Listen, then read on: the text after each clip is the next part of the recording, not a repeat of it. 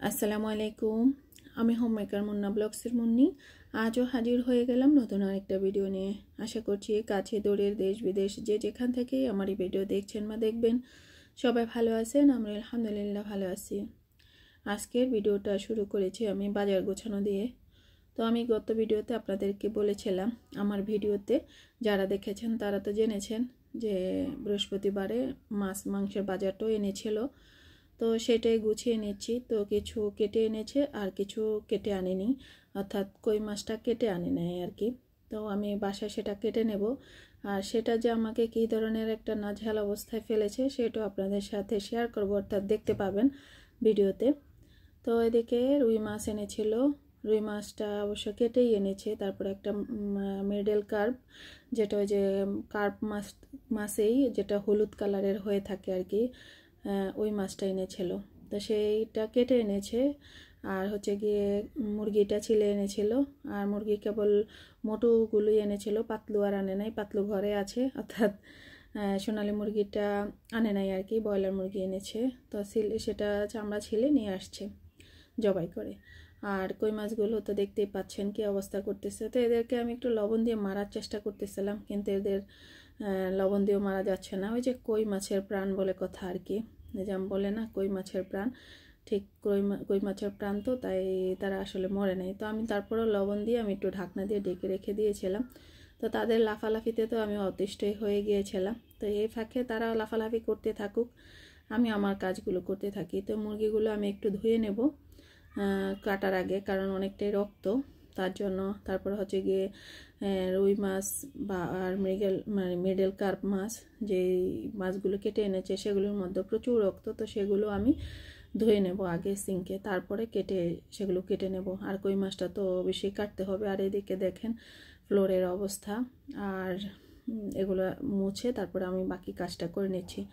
আর এদিকে মুরগির পাগুলো তো খাওয়া হয়, আমরা মুরগির পা খাই। তার জন্য এই যে গরম পানি বসিয়ে দিয়েছিলাম এক ফাঁকে, সেটা অবশ্য আমি পাগুলো ভিজানোর জন্য আর কি। তো পাগুলো ভিজিয়ে নিচ্ছি। আর ওইদিকে কিন্তু আমার ভাত আর ডালটা চুলার উপরে হচ্ছে। তো এত এত বাজার গোছাচ্ছি। তো রান্না বান্নাটা কিন্তু একদম সিম্পল করব, সেটাও শেয়ার করব। তো কই মাছের যে একটা ঝোল করেছিলাম, খেতে দারুণ হয়েছিল। আর কিভাবে করেছিলাম সেটাও ভিডিওতে থাকছে। তো গত ভিডিওর ভিউজের অবস্থা খুবই খারাপ। যারা আমার আজকের এই ভিডিওটা দেখবেন তারা দেখে নিতে পারেন, খুবই খারাপ। এত এত মানুষের ভিডিও দেখি, তা আমার ভিডিওতে কেন আসেন না? তারা কি আমার কমেন্টসগুলো পান না নাকি আমি জানি না। মানুষ তো অন্তত একটা রিটার্ন তো সব কিছুর মধ্যেই থাকে, তাই না? ভালোবাসলে ভালোবাসা পাবেন, কাউকে ব্যথা দিলে ব্যথা পাবেন। তাহলে কেন আমি যখন দেখছি তো আমার ভিডিওগুলো কেন দেখবে না, সেটাই আমি বুঝতেছি না। তো জানি না, বারবারই বলি আর কি যে কারো ভিডিও দেখবো না, যে যে আমার ভিডিও দেখবে তার ভিডিওগুলো দেখবো। আসলে এটা না হয় না, সামনে যারটাই আসে আমি দেখে দেই। তো আমার কাছ থেকে বা আমার তরফ থেকে তো এটা হচ্ছে, তো অন্যের তরফ থেকে সেটা হচ্ছে না কেন ঠিক জানি না। আসলে ইউটিউবটা আর সংসার জীবনটা না, আমি এখন মনে হচ্ছে যেন একই ক্যাটাগরিতে চলতেছে, সেটা বুঝতে শিখে গিয়েছি। আসলে স্বার্থ ছাড়া কোথাও কোনো ঠাঁই নাই। এবার সংসার জীবন বলেন, ইউটিউব জীবন বলেন, আর যে জীবনই বলেন না কেন, আসলে স্বার্থ সর্ব জায়গায় এমন একটা ভাবে ঢুকে গিয়েছে, ওতপ্রোতভাবে। স্বার্থ ছাড়া আমরা একটা পা নড়তে চেষ্টা করি না, নড়িও না। এটা আমি বলেন আপনি বলেন সবাই সবার জায়গা থেকে হয়তো আমি বলতেছি আমি আমার মনের মধ্যে কোনো স্বার্থ নেই, আসলে ঠিক তা না। অন্যরা হয়তো বা আমারগুলো দেখতে পায়। তবে অনেক সময়ই আছে নিজে দোষ করি নাই, কিন্তু আমি নিজে দোষী হয়ে বসে আছি। কিন্তু কী দোষ করেছি সেটা আমি আদৌ জানতে পারি নাই। সেটা হয়েছে আমার সংসার জীবনের শুরু থেকেই, এখন পর্যন্ত চলছে। তো গত ভিডিওতে আমি অনেকেরই মানে অনেককেই কমেন্টস করেছি ভিডিও দেখে, যে আমি আমার শ্বশুরবাড়িতে আছি, আমার এক জেঠি শাশুড়ি মারা গিয়েছেন, তো বসে আছি তাই অন করে রাখলাম। তো অনেককেই লিখেছি, অনেকের ভিডিওগুলো অবশ্যই আমি সেখানে বসে থেকে দেখেছি। সেখানে বসে থেকে না, ঠিক আমার ঘরে যখন আমি চলে আসছিলাম, তো একটু অপেক্ষা করতেছিলাম নামাজের জন্য, কারণ নামাজ শেষ হলে তারপরে ঘর থেকে বের হব। ঠিক তখন বসে বসে আসলে ভিডিওগুলো মানে অন করে রেখে দিয়েছিলাম আর কি। আর মানে কমেন্টসও করেছিলাম। তো আসলে বাড়িতে হঠাৎই যাওয়া, যেমন ধরেন এই যে বললাম সংসার জীবন ও স্বার্থ, আমার শ্বশুরবাড়িতে আমি গিয়েছিলাম তাও হঠাৎ করেই জেঠি শাশুড়ি মারা গিয়েছে সকালে নাস্তার টাইমে, যে মুহূর্তে সবাই নাস্তা খায় আর কি, আর গ্রামে তো মানুষ একটু তাড়াতাড়ি খায়।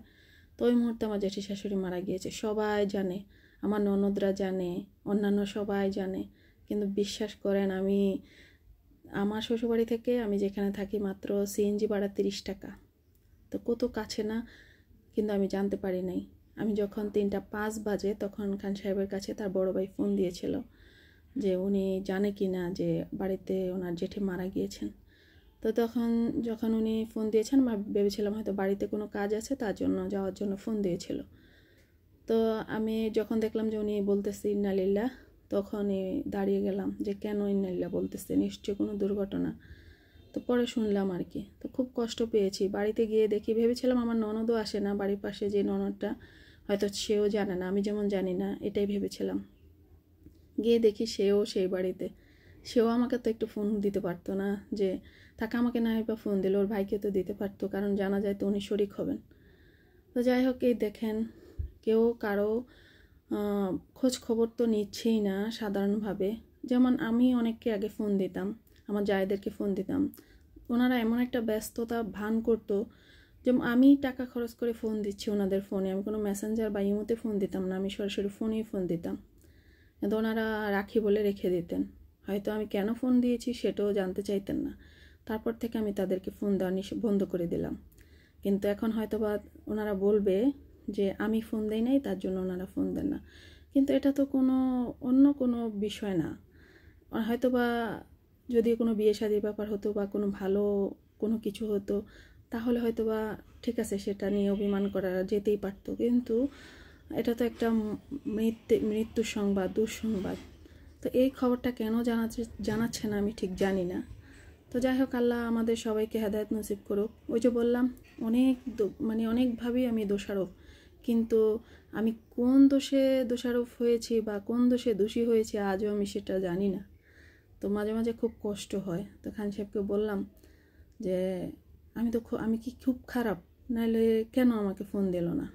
আপনি তো এখন বাড়িতে, বা আপনি তো এখন আমাদের কাছে, তো আমি আসলে কি দোষে দোষী সেটা কি আপনি জানেন? বললো যে আমিও জানি না, দরকার নেই তোমার কারোর সাথে ফোন দেওয়ার, কারোর সাথে যোগাযোগ রাখার। তো উনিও চাচ্ছেন না ওনার ফ্যামিলির সাথে আমি যোগাযোগ রাখি, কিন্তু তারপরেও কিন্তু আমি বেহায়ার মতো সবার খোঁজ খবর নিতে একটু না একটু চেষ্টা করি। তো যাই হোক, অনেক কথাই বলে ফেললাম, আসলে খুব কষ্ট লাগছিল গতকালের ব্যাপারটা নিয়ে, খুব খারাপ লেগেছিল। কেন আমাকে একটাবার ফোন দিলে কি এমন ক্ষতি হয়ে যেত, সেটাই আর কি। তো নয়তো আমাকে একটু আসতে দিলে আমি যেতাম বাড়িতে, তো তাড়াহুড়ার প্রয়োজন ছিল না। আর আমার ভাসুর যদি ফোন না দিতেন তাহলে হয়তো বা আমাদের জানাই হতো না। সকালে মারা গিয়েছেন, আমরা 3টার দিকে খবর পেয়েছি, আসরের পরে জানাজা হবে, তার মধ্যে আমাদের খাওয়া দাওয়া যাওয়া সেটা তো একটা ব্যাপার থাকেই। তারপরে বাচ্চাদের প্রাইভেট ছিল, সেটা ম্যানেজ করে যাওয়া। আর যেহেতু মহিলা মানুষ মারা গিয়েছেন তার জন্যই আমি গিয়েছিলাম, পুরুষ মারা গেলে হয়তো আমি যেতাম না, আর আমি সেখানে গিয়ে বা কী করতাম। তো যাই হোক, আল্লাহ আমাদের সবাইকে হেদায়েত নসিব করুক। যদি আমিও কোনো দোষী হয়ে থাকি, তবে আমাকেও সেই দোষ থেকে আল্লাহ যেন সরিয়ে আনে, আল্লাহ যেন আমাকে সঠিক পথে চলা তৌফিক দান করে, সেই দোয়া এবং কামনা দুইটাই আমি করছি।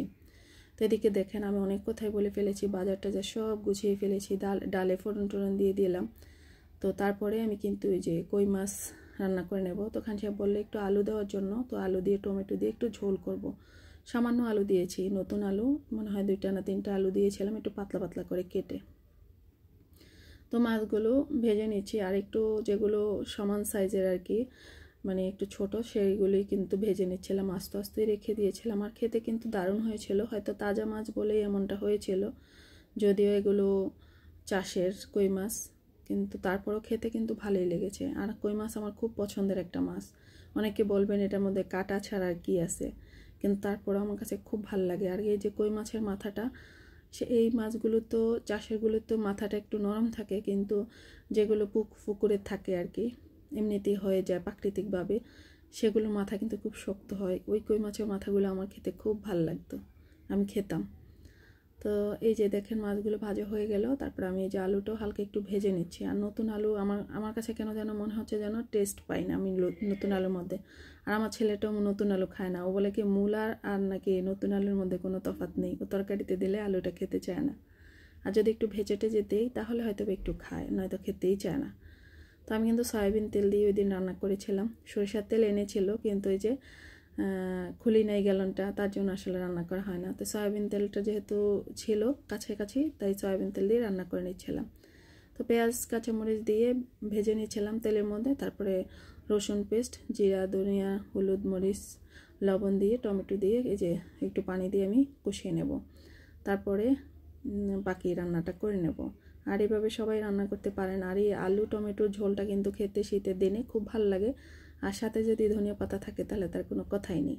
তো এদিন আমাদের এই সিম্পল রান্নাই ছিল, মানে কই মাছের এই ঝোলটা আর হচ্ছে গিয়ে ডাল ছিল, এই রান্না করেছিলাম। আর আগে সম্ভবত একটা তরকারি ছিল, সেটা আমার এই মুহূর্তে এখন খেয়াল পড়তেছে না, কারণ এটা বৃহস্পতিবারের ভিডিও। আর আজ হচ্ছে মঙ্গলবার, আজ আমি ভয়েস দিচ্ছি আর কি। তো আজও কিন্তু আমি কই মাছ রান্না করতেছি। আমি কই মাছটা ভিজিয়ে রেখে এসে কিন্তু ভয়েসটা দিচ্ছি। আর টমেটো তারপরে আলু টালু সব আমি কেটে রেখে এসেছি। তো এই তো দেখেন আমি ঝোলের পানিটাও দিয়ে দিয়েছি, আর একটু ঝোলের পানি দেবো, একটু ঝোল ঝোল থাকবে যেহেতু আলু দিয়েছি সাথে, তার জন্য। তো তারপরে উপর থেকে যে ধনেপাতাটা দিয়ে দেব, তারপর আমার রান্নাটা হয়ে যাবে। তারপর আমি একটা বোলের মধ্যে নামিয়ে নেব। তারপরে এই তো কেমন লাগলো রান্নাটা জানাবেন, আর আমার ভিডিওটা কেমন লাগলো সেটাও জানাতে পারেন। আর সবাইকে ধন্যবাদ যারা এতক্ষণ আমাকে সময়টা দিয়েছেন। আর যারা আমার ভিডিওতে নতুন আসছেন, আমি সময় সুযোগ মতো ইনশাল্লাহ চলে যাব। তবে একটা কথা দিতে হবে, বা আমি আপনার ভিডিওগুলো সবসময় দেখব, আপনাকেও আমারগুলো দেখতে হবে, এটাই হচ্ছে কি আমার কথা। আজ এ পর্যন্তই, আল্লাহ হাফেজ।